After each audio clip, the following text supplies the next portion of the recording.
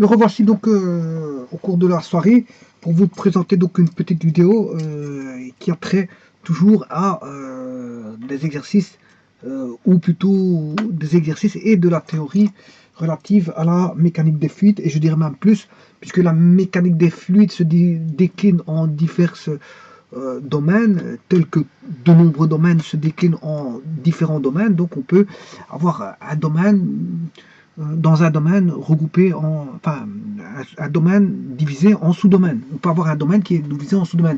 Et c'est le cas de la mécanique des fluides qui se décline en différents domaines, dont on peut retrouver bon, voilà, les appareils de mesure et les capteurs.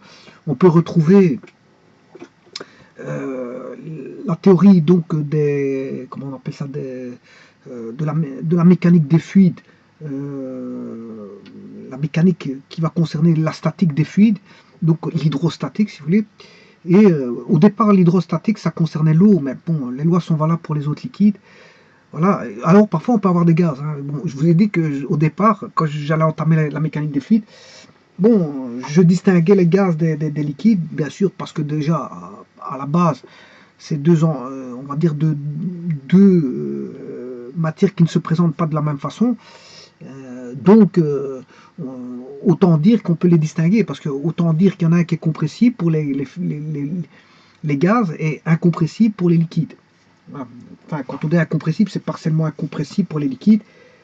Pour qu'il soit complètement incompressible, le liquide, il faut que ce soit un liquide parfait ou idéal. Voilà, mais il est partiellement compressible, partiellement, voilà, tout petit peu compressible.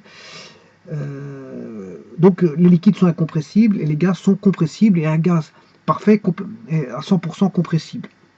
Voilà. Donc il est parfaitement compressible pour les gaz parfaits. Donc vous voyez qu'on distingue déjà les gaz au niveau de leur compressibilité, chose que je n'ai pas encore entamée. Je verrai à un moment donné ce que c'est que la compressibilité pour les gaz et pour les liquides. Donc moi je préfère distinguer les fluides, bien que quand vous mettez des liquides, ben, on peut avoir des gaz dans ces liquides, on peut avoir de l'air par exemple. Quand vous faites de l'étude de manomètre, bon, vous pouvez étudier les manomètres à gaz et les manomètres à liquide. Donc vous voyez que bon, parfois j'avais dit que j'avais dit que bon, les gars, je laissais ça pour la thermodynamique. Oui, ben, on peut étudier, faire de la mécanique des fluides en thermodynamique, pourquoi pas. Et laisser certains principes de mécanique des fluides à la thermodynamique. Voilà. Pourquoi pas. Pourquoi pas. Et laisser à la mécanique des fluides tout ce qui est fluide. Mais bon, il y a, ici pour l'instant, j'ai entamé beaucoup de choses qui concernent les liquides. Mais pas, il viendra un moment donné où je serai bien obligé de mettre des gaz voilà, dans les liquides. Donc vous n'aurez pas forcément que des systèmes liquides à 100%. On pourra avoir des mélanges avec des liquides et des gaz. Bon. Mais le tout, il y aura peut-être donc non-miscibilité, hein, du gaz et du liquide. Et donc à partir de là, on pourra entrevoir certaines théories, je veux dire, voilà, de mélange non miscible, liquide-gaz. Alors, ici, il s'avère que bon, c'est assez souvent des liquides. J'entame la théorie des liquides. Et donc, pour ne pas donc, déroger à la règle, comme on dit, déroger à la règle, ben, je continue les avenants, c'est-à-dire ce qui avait été vu auparavant, et je continue la suite pour entrevoir voilà, un nouvel exercice de mécanique des fluides et notamment d'hydrostatique. Alors, l'énoncé, le voici. Je vous le, comment on appelle ça, présente.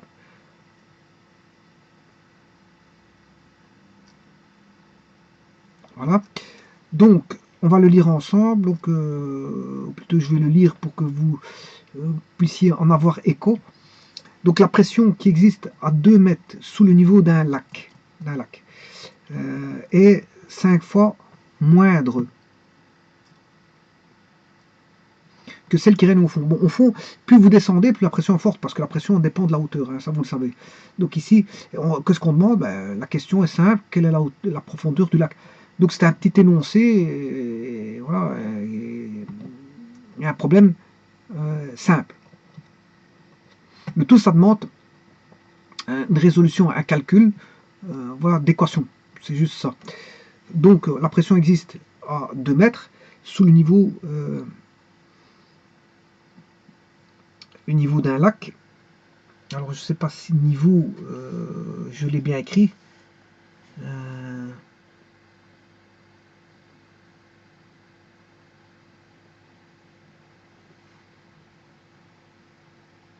Je ne sais pas si niveau je l'ai bien écrit. Enfin, la pression existe à 2 mètres sous le niveau.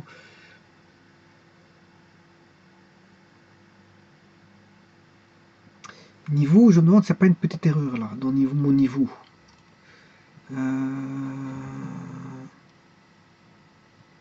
Niveau, je crois qu'il faut un E. Ouais, je crois qu'il faut un E, c'est ça. Ouais. Voilà, niveau. Niveau, c'est avec un E. Voilà.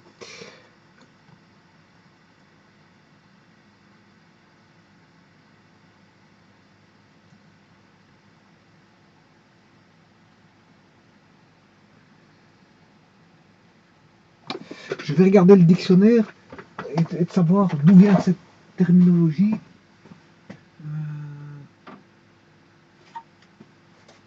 Ouais, le dictionnaire il me donnera pas. Ouais, le dictionnaire il me donnera pas l'étymologie du mot niveau, mais je me demande s'il n'y a pas le mot eau dans l'étymologie du mot niveau. C'est peut-être pour ça qu'il y a EAU de eau. Enfin bref, je ne vais pas aller voir l'étymologie, vous pouvez le faire autant bien que moi.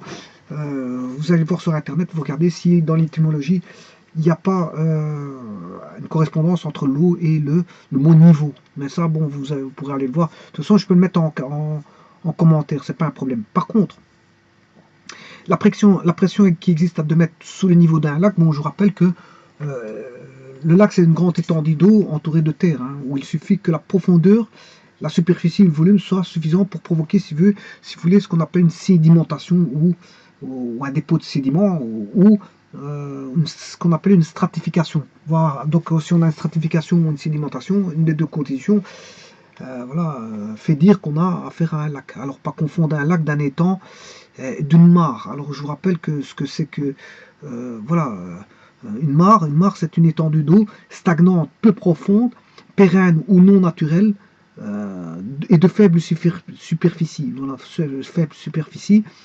Il n'y a pas de critère précis pour différencier une grande mare d'un petit étang, si ce n'est que les mares n'ont généralement pas d'exutoire, alors que les étangs sont souvent alimentés par une source ou un ruisseau et ont un exutoire. L'étang est souvent artificiel et barré par une chaussée, un seuil ou un bief qui permet éventuellement de le vider comme dans la Dombe. La mare d'ornement généralement artificielle se différencie du bassin de jardin classique par son eau stagnante. Chaque mare abrite un écosystème propre dans les marais ou les tourbières. Elles peuvent former des micro-habitats où la rétention d'eau est prolongée. Micro-habitat appelé gouille, contournant d'élevé ou but. La structure topographique en butte et gouille peut être liée au déracinement des arbres lors de tempêtes, à des effets de colmatage du fond de petites dépressions par les débris organiques, au comblement progressif de la gouille par la croissance centripète de la butte à sphaigne, à des causes souterraines comme des affaissements dus à une minéralisation de la matière organique. Il est fréquent que des mares proches les unes des autres aient des couleurs turbidité différentes. Les mares ont été classées parmi les grands biomes aquatiques par le WWF, qui est le World Wide Fund, voilà, le Fonds mondial, voilà, Fonds mondial pour la nature, c'est ça, c'est une organisation non gouvernementale. Voilà. Et en Europe, au moins 25% de la biodiversité en dépend, ainsi que dans d'autres zones humides. Alors qu'elles ont été fortement régressées au XXe siècle, de nombreux pays industrialisés ont perdu 50 à 90% de leur mares. On leur retrouve une valeur esthétique et patrimoniale. Effectivement, c'est ce que je voulais dire. Hein. Bon, je ne vais pas continuer, vous pouvez lire aussi bien que moi. Mais c'est ce que... Si vous allez dans un... Comment on appelle ça, bon, pour ce qu'on appelle les amoureux de la nature, ben, bon, ils peuvent être... ils peuvent prendre du plaisir donc à se promener, à s'asseoir en face d'un plan qui est tout bonnement un écosystème présentant une forme d'esthétisme qui reluit. Pour celui qui veut bien voir et qui veut bien y passer son temps entrevoir donc la biodiversité qui s'offre à ses yeux.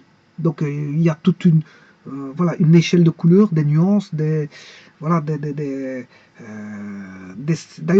d'ailleurs beaucoup de peintres vont dessiner dans des étangs, des lacs, enfin des étangs et des mares, et on sent, ne fût-ce que sentir avec son nez, ben, par l'odorat, ben, on est confronté, je dirais, on sent la zone humide, la biodiversité, et c'est très bien pour aller promener. Le dimanche, si vous voulez aller promener, vous prenez un vélo, voilà, vous allez vous asseoir voilà, en face de vous d'une mare et voilà, euh, de bien regarder cette mare-là et d'être subjugué par ce que la nature vous offre. Et dans cette biodiversité, vous trouverez toutes sortes d'insectes. Et bon, elles ont le droit de vivre comme tout le monde a le droit de vivre. Simplement, il faut se prémunir des insectes. Et alors là, on retrouve, bien sûr, ici, ils disent une petite libellule. Ben, on peut retrouver pas mal dans cet écosystème, pas mal je veux dire, voilà, d'insectes. Bon, il n'y a pas que ceux-là, il y en a de nombreux insectes. Et alors, on peut voir de nombreux arbres coupés, des arbres comme ils l'ont dit, hein, voilà. Mais la richesse des couleurs est le maître mot, je veux dire, du paysage qui s'offre en face de vous et qui peut être un élément déstressant et bénéfique pour le moral. Bénéfique pour le moral. Bon, donc je vous dis, quelqu'un qui va se promener, ben, s'il découvre et alors parfois on peut découvrir quand vous faites des balades à vélo, vous pouvez découvrir un arrière-plan que vous ne connaissiez pas. Et bon, c'est la porte ouverte à un écosystème très florissant, très,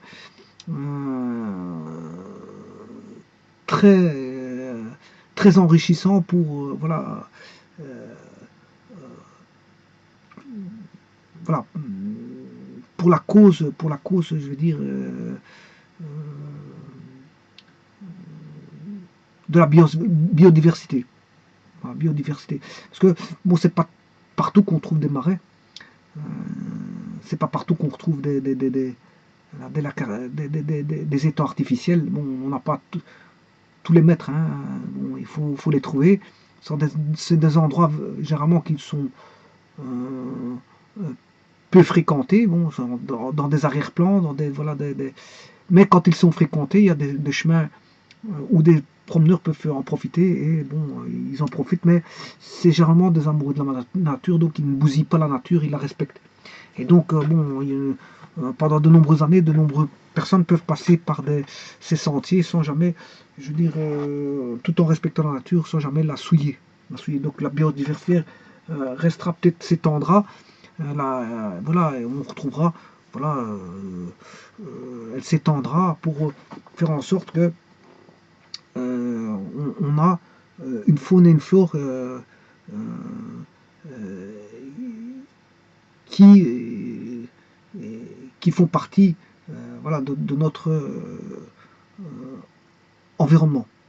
De notre environnement. Donc ici, je vous souhaite, quand il fait très bon, bon ou plus vieux, peu importe la météo, rien ne vous empêche de vous habiller correctement, d'aller visiter, faire prendre des photographies des écosystèmes, des étangs qui sont riches en biodiversité, étangs et mares.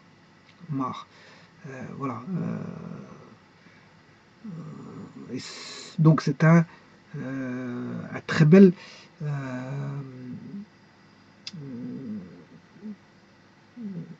un très bon, une très belle vue de ce que la nature peut engendrer, et on y voit les mouvements, hein, tels qu'au cinéma vous avez des mouvements d'animaux, voilà, vous avez des mouvements de toutes sortes, des fleurs, des roseaux, voilà, je vous dis, c'est tout un écosystème, une faune et une flore bien définie, qui grouille par sa diversité, et on voit de nombreuses, des canards, des poules d'eau, voilà, des marmottes, tout ce que vous voulez, hein, tout ce que vous voulez. Voilà. Et alors bon, le lac est différent parce que le lac, bon, parfois le lac peut être tellement grand que bon, on peut considérer que c'est une mer. Certaines mers sont des lacs. Hein. Si je prends lac salé, bon, voilà, c'est un lac, mais quelle est qu'est-ce qui définit une mer? Une mer il y a des mers fermées qui sont considérées comme des mers, mais en fait, ce sont des lacs. Voilà. Voilà. Parce que je vous rappelle que le lac, c'est une grande étendue d'eau entourée de terre où il suffit que la profondeur, la superficie ou le volume soit suffisant pour provoquer une sédimentation. Donc, où est la limite pour définir une mer? Bon, là-dessus, on peut dire, on peut être en porte-à-faux vis-à-vis des définitions concernant pour distinguer, différencier la mer et le lac. Bon, ceci étant dit, on va résoudre ce problème-là. Bon, il s'agit d'un problème sous le niveau d'un lac. Ici, il y a encore un petit problème parce que j'ai marqué sous le niveau d'un lac. Voilà, là on est bon. Alors, la pression qui existe à 2 mètres sous le niveau d'un lac est 5 fois moindre que celle qui règne au fond. Alors, plus vous descendez, plus la pression devient grande. Hein. Bon, ça, je vais vous montrer, c'est normal, puisque en fait, si on a un plan d'eau, je vais dessiner un plan d'eau. Voilà un plan d'eau. Bien, le plan d'eau, il y a une pression qui s'exerce ici, voilà, qui est la pression atmosphérique, hein. Pression de l'atmosphère. Les gaz qui sont l'air, hein, l'air ambiant, les gaz de l'air ambiant, qui exercent une certaine pression sur l'eau. Alors, dans l'eau, il y a la continuité de la pression, hein, la pression continue d'exister. Et cette pression, bien sûr par rapport à la surface libre ou le plan d'eau, hein, ici on a le plan d'eau, qui est le plan, qui est la surface libre. Voilà. Alors,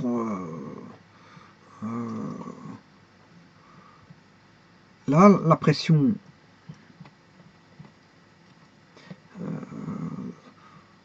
dépend de la hauteur au sein du liquide.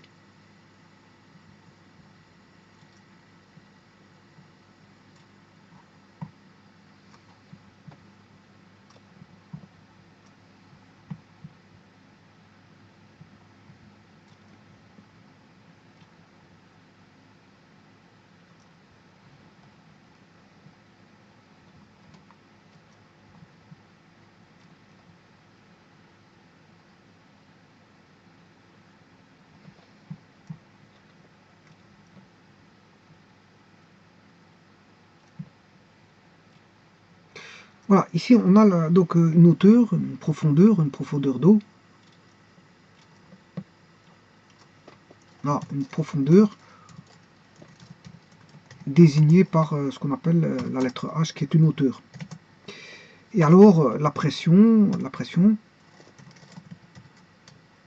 est intimement liée à la hauteur, donc la pression est fonction de la hauteur. Au travers, bien sûr, de la loi du théorème de Pascal. Bon, les théorèmes de Pascal se déclinent en différentes, en différentes catégories. Hein. Il y a le premier théorème, le second théorème et le troisième théorème. Voilà, donc théorème de Pascal. Quand on regarde bien, je vous ai toujours parlé du théorème général de l'hydrostatique, c'est un des théorèmes de Pascal. Hein. Bon, voilà. Je vais vous montrer ça, mais avant ça, voilà, la pression, c'est ρGH. Rho G fois H.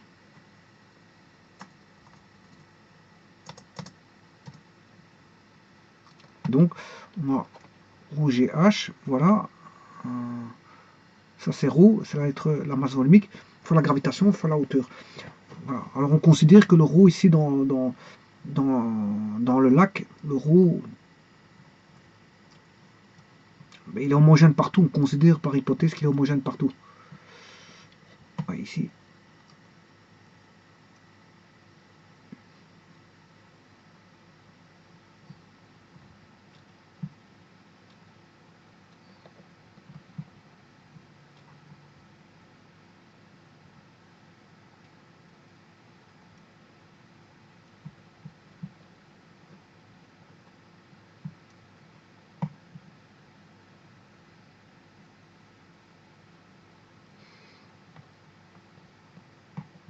Bon, je vais le redessiner. Je m'excuse de prendre un petit peu de temps pour ça, mais voilà, je vais le redessiner grossièrement, hein.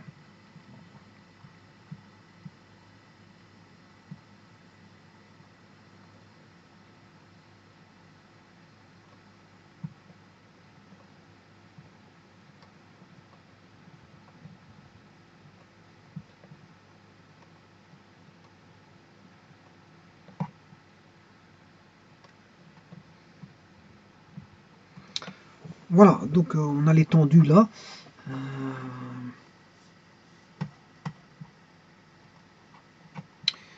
Et là, maintenant, qu'est-ce qu'on demande? On demande tout simplement, la pression qui existe à 2 mètres sous le niveau d'un lac est de 5 fois moindre que celle qui règne au fond.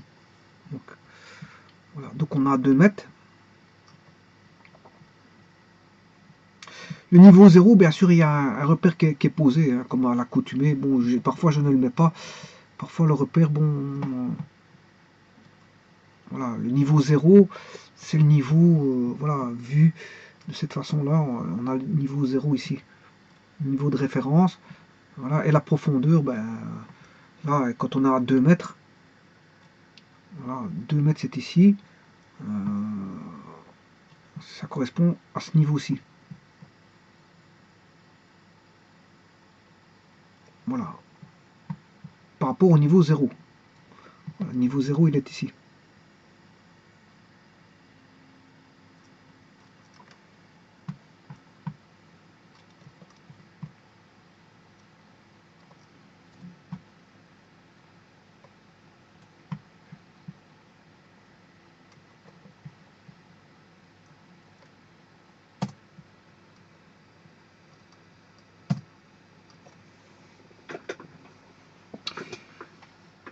Voilà, donc on a une certaine pression ici, et on dit que, voilà, au niveau de 2 mètres, la pression qui existe à 2 mètres sous le niveau d'un lac est 5 fois plus petite, moindre, 5 fois moindre que celle qui règne au fond, Quelle est la profondeur du lac? Oui, donc en fait c'est au fond. Donc en fait on connaît, voilà, le fond, il y a 5 fois moins de pression qu'à 2 mètres. Voilà. Donc ici, je m'excuse parce qu'il y a plus de pression en dessous, hein, parce que comme je vous ai dit que la pression dépend de la hauteur, la pression est plus grande en dessous. Donc c'est les 5 fois moindre, c'est ici à 2 mètres. Hein. Ici, elle est 5 fois moindre, 5 fois plus petite que le fond. Il faut que je marque en français parce que sinon, ça risque d'être un lapsus. Hein.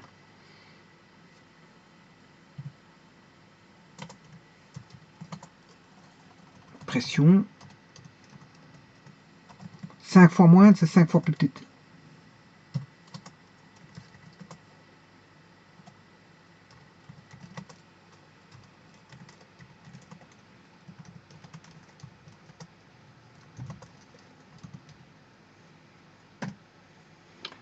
Voilà. Alors, la pression qui est 5 fois plus petite que celle du fond, ben, c'est à 2 mètres. Hein. Vous comprendrez que c'est à 2 mètres. Voilà. Et voilà, par rapport à celle du fond. Le fond, il est là. Et ce qu'on demande, ben, c'est la profondeur. Hein. On demande la profondeur, que la profondeur du lac.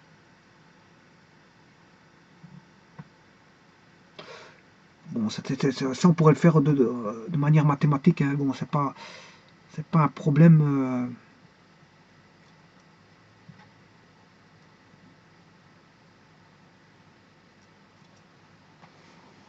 Voilà, c'est pas un problème. Bon, ça peut être fait de manière mathématique. Ça, bon, ça veut dire que je peux appeler l'inconnu x ici. Hein. Voilà, c'est x. La profondeur, ce sera x dans le repère. Ouais, donc on a tout pour résoudre. Hein. Bon, voilà. Ce qui veut dire que la pression, je vous ai dit que c'est la pression ici atmosphérique, P0, qui est la pression atmosphérique. Hein.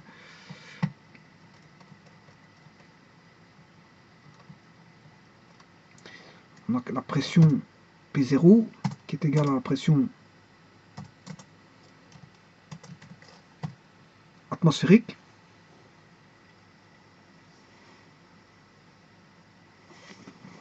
Voilà. Et que bien sûr la pression, je vous ai dit que qui règne en fonction de la hauteur, ben, la pression totale. La pression totale. Ça c'est une des lois de Pascal. Hein.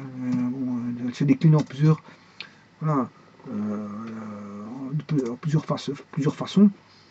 La pression totale est égale à la pression initiale plus la pression due à la hauteur. Voilà. Pression en fonction de la hauteur, si vous voulez. Voilà. Le P0, ben ici c'est la pression atmosphérique. Hein. Voilà, plus, et la pression due à la hauteur, ben, c'est ρ GH. C'est ρ fois G fois H. Voilà. Alors, on n'a qu'une seule équation, ben, il ne faut pas voir mettre ça en musique, mais maintenant, ce qu'on sait, on connaît qu'est-ce qu'on connaît là-dedans? Ben,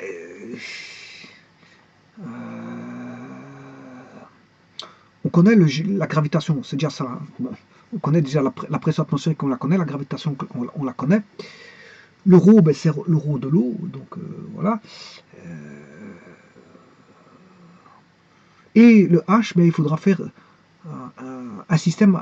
Voilà, on a deux informations. Regardez les deux informations, c'est quoi? Mais on a une information qui est ici, à 2 mètres. On connaît tout à 2 mètres. Hein.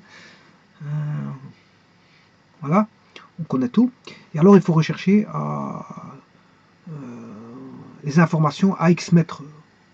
Voilà. Et ça, on peut trouver tous les deux. Donc, on va avoir deux équations. Bon, ben, on va formaliser ces deux équations. La première, c'est bon, on a la pression atmosphérique.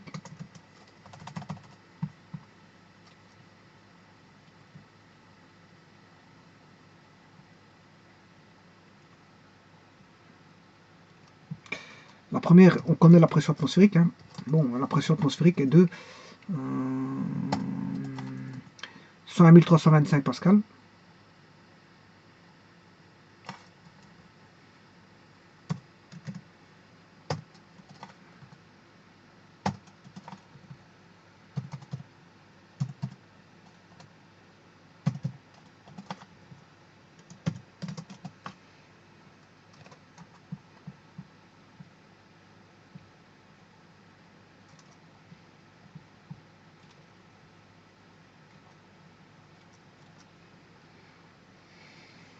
Voilà.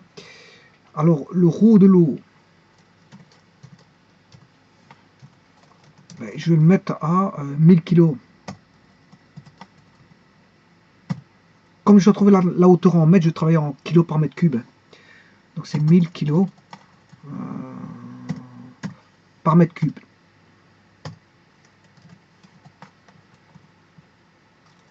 Alors, on a déjà ça. Alors, la première hauteur, on la connaît. Hein, bon.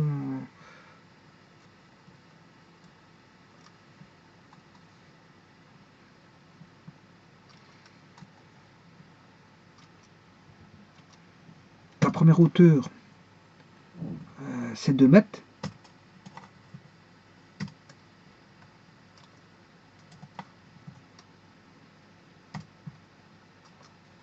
Voilà.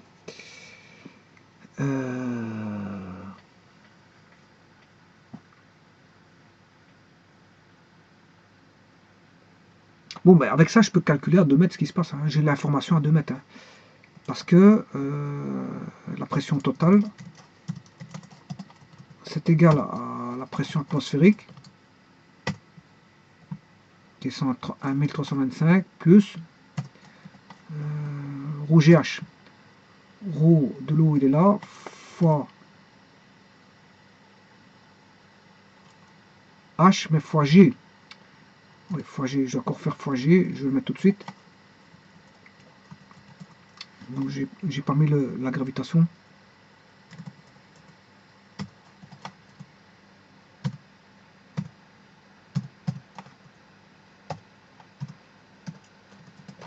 Voilà.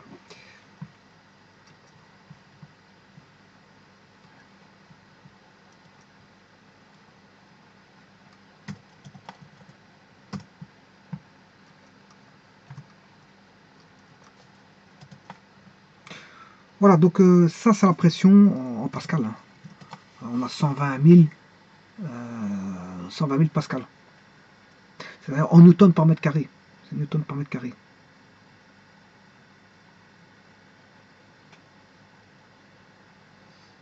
Alors, ça c'est la première équation.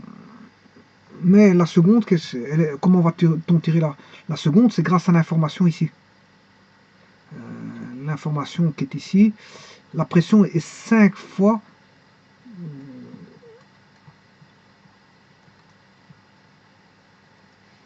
l'information qui est ici. Donc, c'est grâce à cette information. Donc, j'ai une information de pression. J'ai le niveau de pression. J'ai la pression à 2 mètres. Je connais la pression. Là, on connaît la pression totale. Hein. La pression totale est connue. Bon, je viens de la calculer. Mais il y a une information qui va relier, si vous voulez,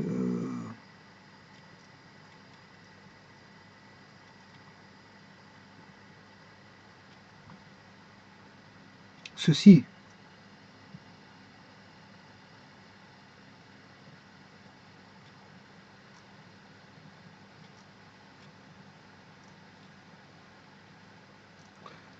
Il va y avoir une liaison entre les deux.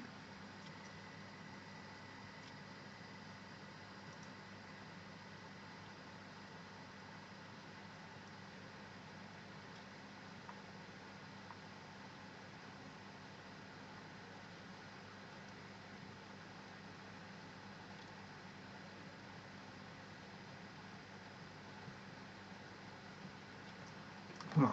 Il va y avoir une liaison entre les deux. Alors, la pression totale, on la connaît, mais on sait bien que la pression est 5 fois plus petite que celle du fond. C'est-à-dire que celle du fond est 5 fois plus grande que la pression là. Voilà, donc, ça veut dire qu'ici, elle est la pression du fond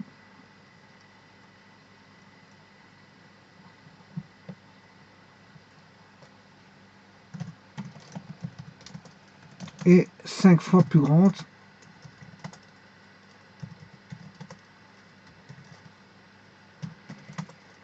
que la pression à 2 mètres.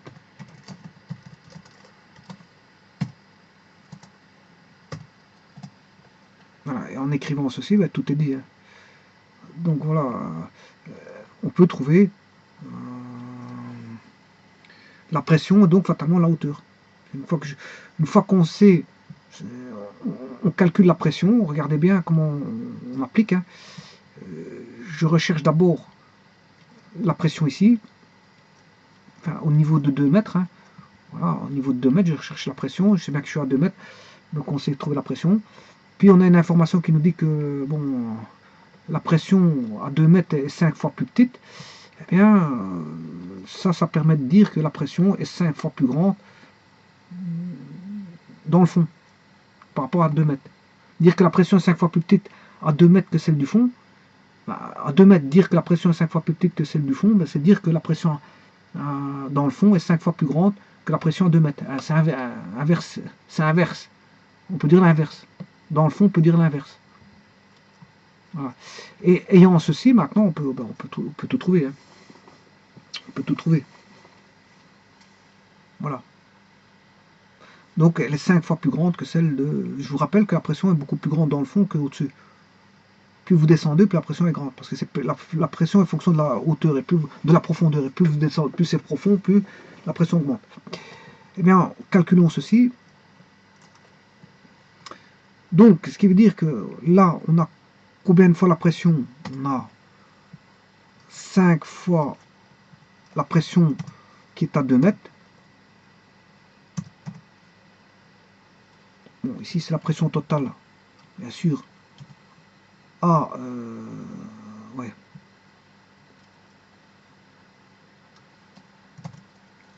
C'est la pression totale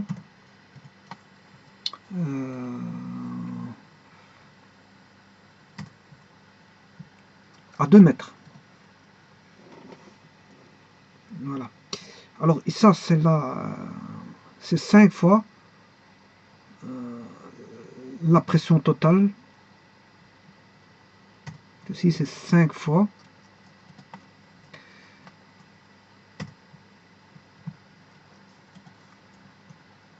Bon, je peux faire autrement. Pour écrire en un mot, pour éviter de séparer comme ceci, je peux...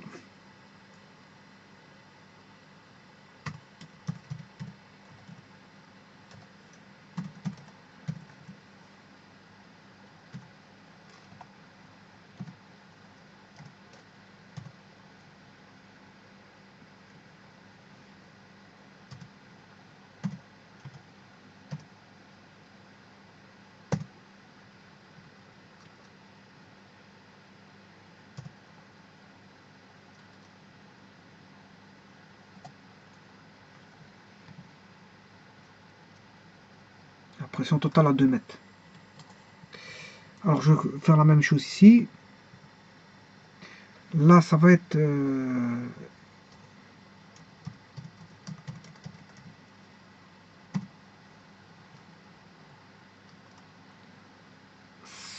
5 fois la pression totale à 2 mètres. Voilà, 5 fois la pression totale à 2 mètres. C'est égal à... Eh bien, il suffit de faire la pression à 2 mètres multiplié par le facteur 5. Voilà. Et là, bien sûr, c'est toujours en Pascal.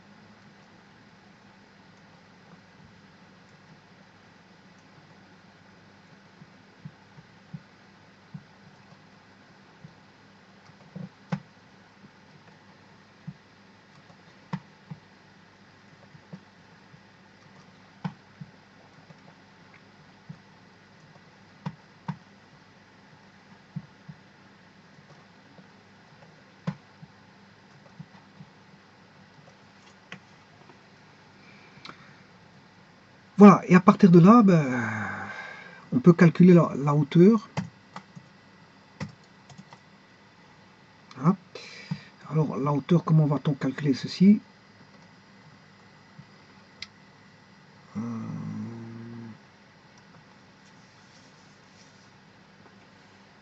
Je rappelle que c'est toujours l'équation là, hein, ça n'a pas changé. C'est la pression totale, mais cette fois-ci à 5 mètres. Hein. Je vais mettre pression totale, mais voilà, c'est pression totale du fond. Pression totale du fond, voilà. Voilà, une hauteur de... Voilà, je pourrais mettre le fond qui est à X. Voilà, c'est égal à P0 plus ρ fois G fois X l'inconnu. X que je pourrais appeler H. Voilà, H. H. Vous voyez que j'ai bien deux équations. Hein. C'est bien ce que je vous disais tout à l'heure. J'ai deux équations.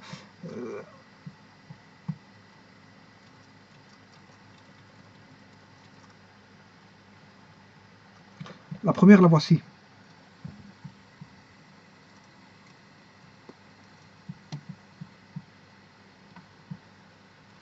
Alors, s'il fallait changer des petites choses ici, à cette équation, tout d'abord, je vais la recopier parce que c'est deux équations, hein, parce que je vous ai dit, il y a deux situations, donc ça fait deux équations. Hein. Voilà. Qu'est-ce qui va distinguer l'une de l'autre? Ben, il y en a une, c'est la pression totale à 2 mètres. Voilà. Et là, c'est la pression totale à X mètres. Donc là, c'est bien, on va mettre le H. C'est H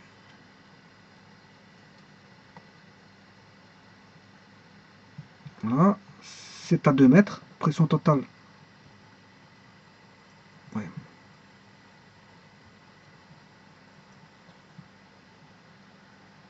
La pression totale à 2 mètres. Et là, c'est la pression totale à une hauteur H. H, bien sûr, ça va. H, c'est ceci. Hein. C'est la hauteur qui part de 0 jusqu'à X. Que j'appelle H.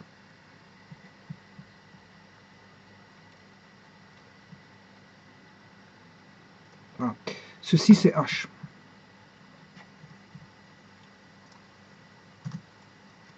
Donc, c'est la hauteur. C'est la profondeur, si vous voulez. C'est la profondeur, voilà, H. Voilà. Et donc là, j'ai bien H. Là, c'est 2. Voilà. Et ρ, j'ai 2. Voilà. Donc, vous voyez que j'ai une équation ici qui est la numéro 1, qui est la situation numéro 1 qui est à 2 mètres. Voilà. Et j'ai une deuxième situation ici qui est à X mètres. C'est la deuxième situation. Voilà. Et j'applique ça. La première situation, je connais tout. La seconde situation, ben, on sait bien qu'il y a une liaison qui va se faire entre ceci et, bien sûr, je vous l'ai dit tout à l'heure,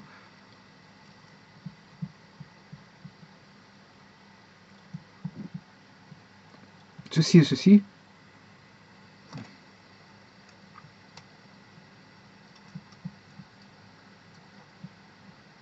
Voilà. On va avoir une liaison entre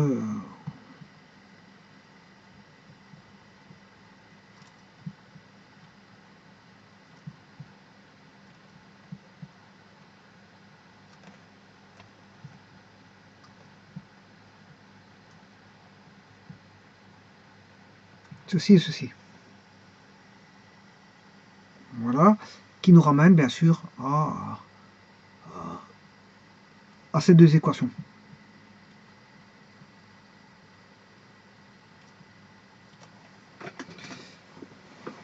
Voilà. Donc il suffit de retrouver H. Donc on connaît la pression totale à la hauteur H. Je vais enlever P0, voilà, qui est la pression atmosphérique. Donc je vais enlever de la deuxième, bien sûr. P total à la hauteur H moins P0 qui est la pression atmosphérique. En faisant ça, j'aurai ρg H. Donc je divise par ρg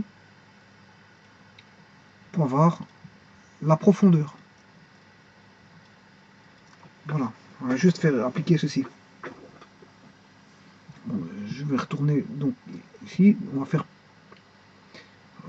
la pression totale à 2 mètres. Je ne sais plus ce qu'il y avait. Pression totale à 2 mètres moins P0, qui est la pression atmosphérique. Donc on va déjà calculer le différentiel de pression. Le delta pression. Le delta pression, c'est tout simplement la pression totale, ouais, dans le fond. Ah oui, mais on ne connaît pas la pression totale. Si, puisqu'elle est 5 fois plus grande. Oui, l'information 5 fois plus grande que la pression à 2 mètres. Voilà, pression totale, on la connaît, moins P0. Voilà, donc c'est le différentiel de pression. Donc j'aurai un delta P si vous voulez. La pression à 2 mètres. En fait, on mesure le delta P ici. Il suffit de faire delta P sur ρg. Et vous avez H. Delta P sur ρg. Delta P, bien sûr, c'est le numérateur. Hein. Delta P sur ρg vaut H.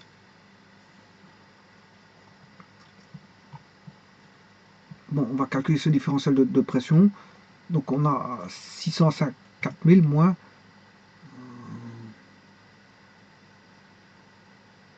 non, je me suis trompé ici. Moins P0. Non, moins P0. Non, j'ai raconté une bêtise. C'est par rapport à P0. Delta P moins P0.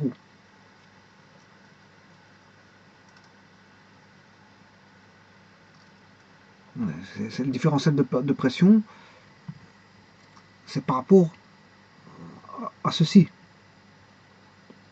Voilà, par rapport à la surface libre. Voilà.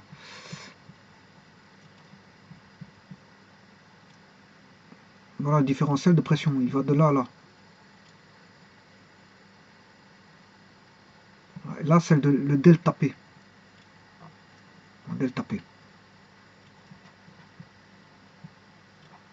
Voilà, le delta P, il est là.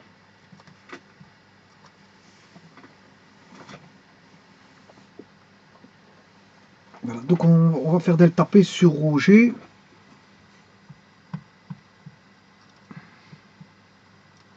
Delta P, c'est 604 000. Voilà, il me l'a mis, moins la pression atmosphérique. Voilà, là j'ai le delta P en pascal. Alors maintenant, on va rechercher la hauteur. Je peux trouver la hauteur facilement. Connaissant le delta P, c'est le delta P divisé par rho de l'eau fois le G. Ici, il y a un petit problème.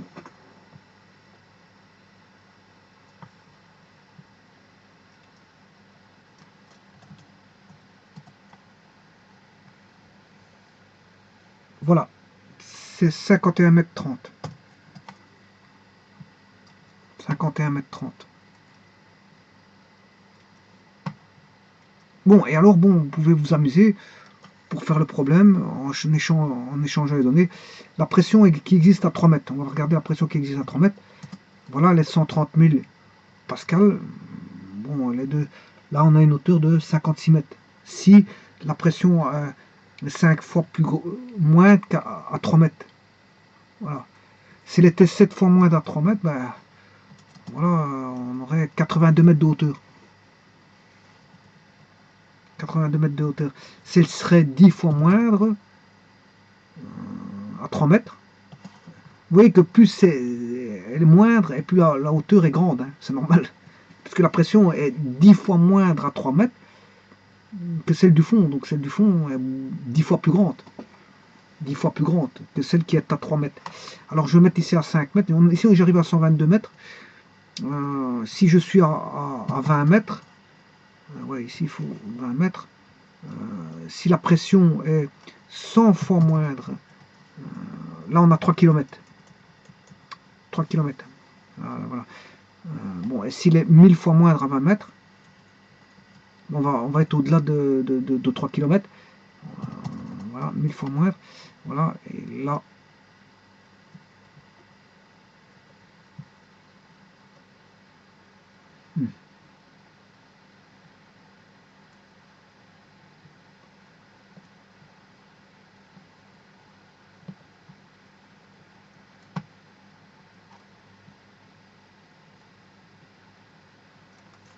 Voilà, ici c'est... je vais le mettre en kilomètres ici, hein, parce que bon, on dépasse...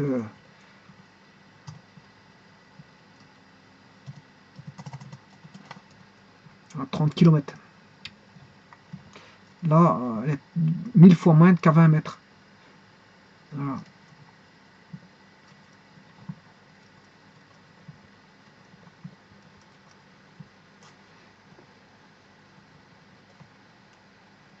Voilà, et vous pouvez vous amuser, hein, vous pouvez voilà, tester ce genre de...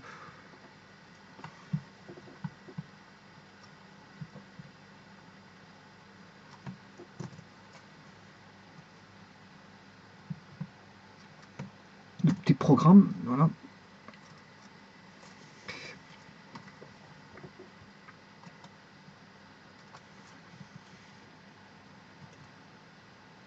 Et vous avez la hauteur, la profondeur. La hauteur qui est la profondeur du lac, bien sûr. Hein. Du lac, parce que c'est un lac ici, pas un étang. Voilà, donc si je suis à 100 mètres, c'est à 100 mètres, on a 1000 fois la pression du fond. Enfin, à 100 mètres, elle est 1000 fois moindre que celle du fond, que celle qui règne dans le fond. Ben, on se retrouve à 110 km. 110 km, 110 km, oui, c'est ça, 110 km. Bon, bah là, c'est exagéré aussi. Bon, 110 km, bon, faut pas exagérer non plus. Bon, ben, on va redescendre tous ces chiffres. Bon, c'est 100 fois moindre. Voilà, 11 km, bon, voilà, c'est une grande profondeur, ça. Hein. Voilà, on va mettre 90 fois moindre. Voilà, là, 9 km. Une profondeur de 9 km, là, c'est profondeur de 10 mètres. Voilà, là, 1 km. 1 km. Voilà, j'ai mis 10 mètres. La 90 fois moindre, voilà, à 10 mètres que dans le fond. Donc elle est 90 fois plus grande dans le fond qu'à 10 mètres.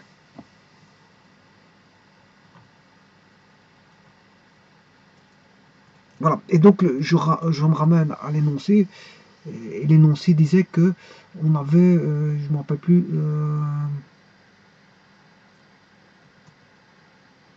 je ne sais plus, ouais, 5 fois, on avait 5 fois ici, et on avait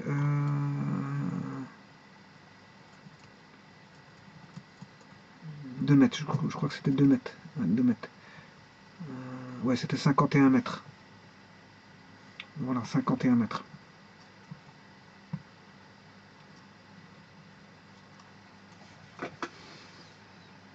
Voilà.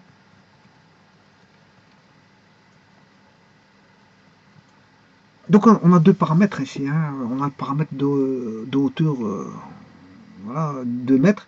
Et on a un deuxième paramètre, on dit qu'on est autant de fois plus petit que par rapport au fond.